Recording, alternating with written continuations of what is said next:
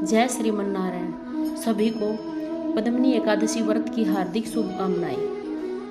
वर्ष 2026 में ज्येष्ठ अधिक मास पुरुषोत्तम मास की पद्मिनी एकादशी का व्रत 27 मई 2026 को दिन बुधवार को रखा जाएगा।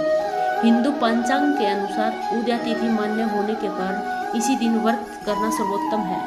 इस व्रत की शुरुआत एकादशी तिथि के आरंभ से होती है और इसका समापन पारण द्वादशी तिथि को शुभ मुहूर्त में किया जाता है। शुरुआत व्रत का नियम एक दिन पहले यानी 26 मई 10वीं की रात से ही शुरू हो जाता है। इस रात को सात्विक भोजन करें और चावल खाने से बचें। पूजा विधि 27 मई को सुबह जल्दी उठकर स्नान करें, पीले वस्त्र पहने और भगवान विष्णु व भगवान श्री कृष्ण की पूजा करें। कथा और मंत्र।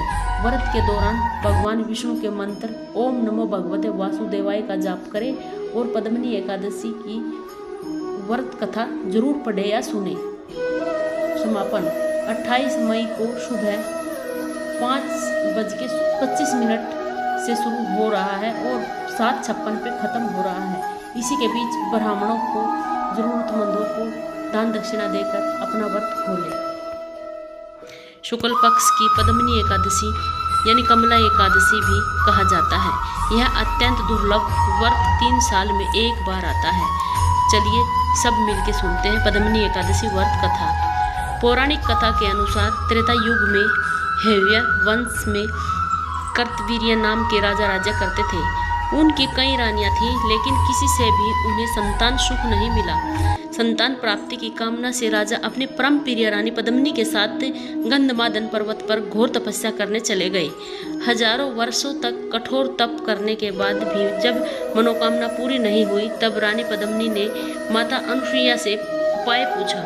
माता अनुसुईया ने उन्हें अधिक मास मल मास के शुक्ल पक्ष की एकादशी का व्रत पूरी निष्ठा और विधान से करने की सलाह दी। रानी पद्मिनी ने माता अनुसुईया के कहे अनुसार निर्जला रहकर श्रद्धापूर्वक इस एकादशी का उत्तम व्रत किया।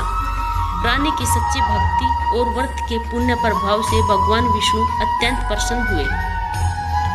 उन्होंने प्रकट होकर राजा रानी को वरदान मांगने को कहा। तब राजा कर्तवीर्य ने एक ऐसे प्रतापी पुत्र का वर मांगा जिसे तीनों लोकों में कोई पराजित न कर सके। भगवान विष्णु के आशीर्वाद से रानी पद्मिनी ने एक दिव्य पुत्र को जन्म दिया। आगे चलकर कार्तवीर्य अर्जुन शास्त्रार्जुन के नाम से प्रसिद्ध हुआ। वह इतना शक्तिशाली था कि उसने रावण को भी बंदी बना लिया था। व्रत का महत्व। जो मनुष्य इस पावन कथा को पढ़ता या सुनता है, उसे यश कीर्ति और संतान सुख की प्राप्ति होती है तथा अंत में मोक्ष मिलता है। जय श्रीमन्नारायण।